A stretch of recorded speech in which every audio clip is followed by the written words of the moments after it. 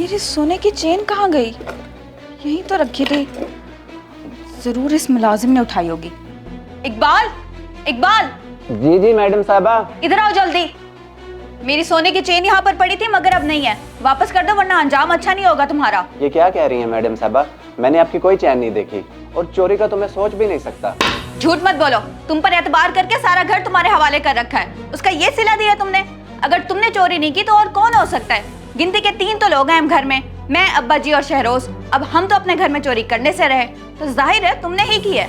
इसलिए शराफत से वापस कर दो मेरी चेन मुझे। मैडम साहब आपको जरूर कोई गलत फहमी हुई है। मालिक के कितने एहसान है मुझ पे। मैं नमक हराम नहीं हूँ, मैंने कोई चोरी नहीं की। वही तो मैं कह रही हूँ, जब तुम्हें किसी चीज की कमी नहीं दी तो ऐसी हरकत क्यों की तुमने?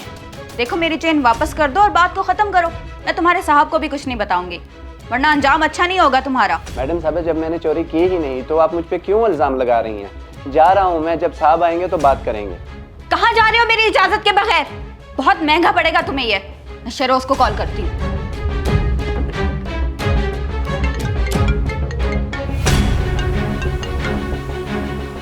हेलो शहरोज आप जल्दी से घर आ जाएं।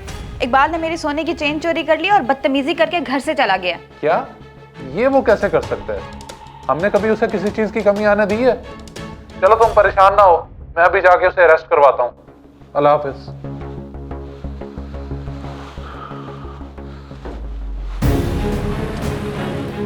नहीं नहीं मालिक, मैंने कोई चोरी नहीं की है। मालकन को कोई गलत फहमी हुई है, मैं चोर नहीं हूँ। इस बात का फैसला तो थाने में जाके करेंगे। जब हम तेरी खिदमत करेंगे तब तू सच बताएगा। जनाब मैं बेकसूर हूँ, मैं चोर नहीं हूँ। साहब इनको रोके ना आप, मैंने आपका नमक खाया है, मैं नमक हराम नहीं कर सकता। इंस्पेक्टर साहब मुझे अपना नुकसान पूरा करना है, आपको जो ठीक लगता है वो करें और चोर को सजा मिलनी चाहिए। आप बेफिक्र हो जाएं जनाब, घर जाके आराम करें, हम देख लेंगे इसे। साहब ये आप गलत कर रहे हैं, मैं बेकसूर हूँ साहब। साहब मैं बेकसूर हूँ।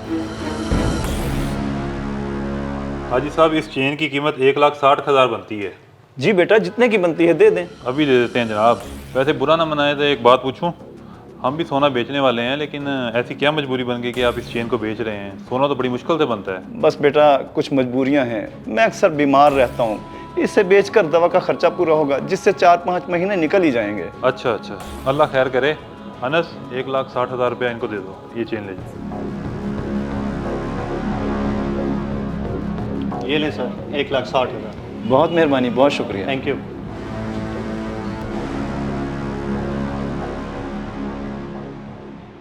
अस्सलाम वालेकुम भाई साहब। वालेकुम सलाम बेटा। खैर तो है, अब यहाँ कैसे? बस गुजर रहा था, सोचा कि सोने का रेट पता करता जाऊं। वैसे बड़ी हैरत वाली बात है, इन्होंने सोने का रेट क्या करना है मालूम करके।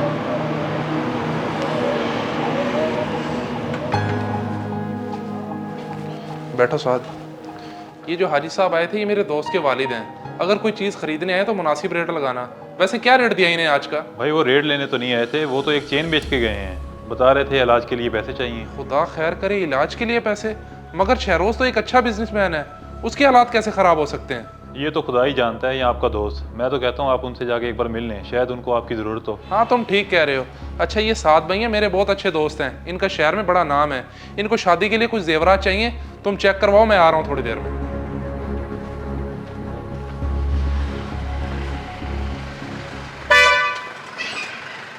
अरे अहमद तुम यूं अचानक मेरे दरवाजे पे? सब खैरियत तो है? मुझे पता लगा तुम्हारे घर में कोई परेशानी है, खैर तो है ना? हाँ यार वो मिसेस की सोने की चेन चोरी हो गई थी, तो वो मुलाजिम ने चोरी की थी, उसे पकड़वा के आ रहा हूँ। सोने की चेन चोरी हो गई है? मगर सुबह तुम्हारे वालिद साहब एक चेन तो मेरी शॉप पर बेच कर आए हैं और बता रहे थे किसी के इलाज के लिए पैसे चाहिए। कौन बीमार हो गया? और मैंने सुना तुम्हारे हालात भी आजकल खराब चल रहे हैं, कोई मेरे लायक हो तो बताना। नहीं नहीं यार कोई मदद नहीं चाहिए, सब ठीक है अल्हम्दुलिल्लाह और कोई परेशानी वाली बात नहीं है। चलो ठीक है, मैं बस तुम्हारी खैरियत पूछने के लिए आया था। अल्लाह हाफिज।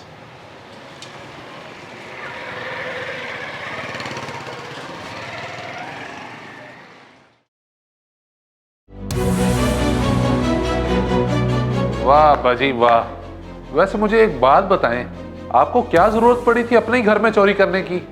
वैसे आपको जरा शर्म नहीं आई ये हरकत करते हुए इस उम्र में? क्या हो गया शहरोज, अब्बा जी के बारे में कैसी बात कर रहे हैं? चोर तो हमारा वो मुलाजिम इकबाल है ना, अरेस्ट करवाया आपने उसे? उस गरीब को तो नाहक अरेस्ट करवाया है मैंने, और चोर वो नहीं है, चोर अब्बा जी हैं। ये बात बताते हुए मुझे तो शर्म आ रही है।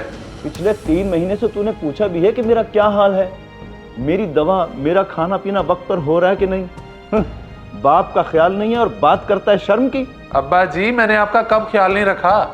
घर में हर चीज है, खाने पीने की कोई कमी नहीं है, और अब आप बात बदलने के लिए कुछ भी बोली जा रहे हैं। मैं बात बदल नहीं रहा बल्कि हकीकत बता रहा हूँ। तो खुद बता, कभी तू मेरे पास बैठा मेरा हाल पूछा?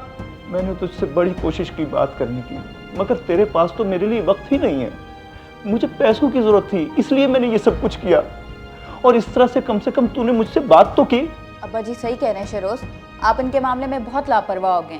गलती इनकी नहीं, आपकी है। चलो मैं मानता हूँ इसमें सारी मेरी गलती है, और मैं अब्बा जी से इसकी माफ़ी भी मांगता हूँ, लेकिन उस इकबाल बेचारे का क्या कसूर है जो इस वक्त जेल में है? तो इसमें क्या परेशानी है? आप थाने जाकर उसे छुड़वा लें या कॉल कर दें कि गलत फहमी हो गई थी, चेन मिल गई है। अच्छा, मैं अभी थाने जाता हूँ और उस बेचारे गरीब को छुड़वाता हूँ, उससे माफ़ी भी मांगूंगा। अब्बा जी आप भी मुझे माफ़ कर दें, आइंदा आपको इस तरह की कोई शिकायत नहीं मिलेगी। बाबू तुम भी मुझे माफ़ कर देना, मेरी वजह से तुम्हें काफ़ी परेशानी का सामना करना पड़ा। मैं अभी जाके तुम्हारी चेन वापस ला देता हूँ।